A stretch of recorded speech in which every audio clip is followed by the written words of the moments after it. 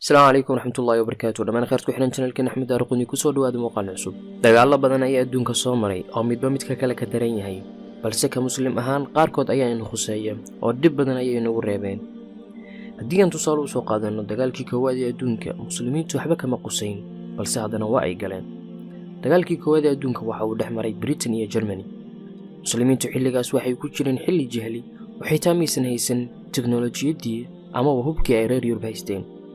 reer Yurub waxa ay dawladda Cuthmaaniyiinta u yeeri jireen odaygii xanuunsanaa ee Yurub.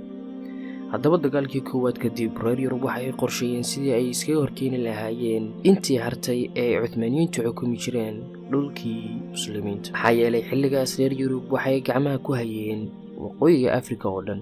France waxa ay haysatay Algeria iyo Morocco, Talyaaniga waxa uu haystay Liibiya, Ingiriiskuna waxa uu qabsaday Masar, taasoo ka dhigtay dawladda Cuthmaaniyiinta mid xukunta jasiiradda Carabta qaarkeed. haddaba Ingiriisku waxa uu soo diray jaajuuskii ugu weynaa oo ay taariikhdu xusto, kaasoo loogu yeeri jiray Lawrence of Arab.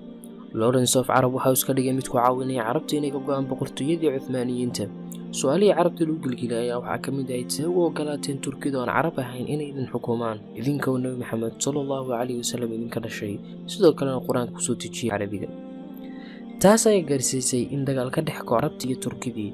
heer waxay gaadhay xitaa in muslimiinta iyo Turkida ay joogtay Kacbada la weeraro. kuwaasi ficilkaas sameeyey ayaa ahaa Carabtii u dagaalamaysay qarannimada ama nationalism.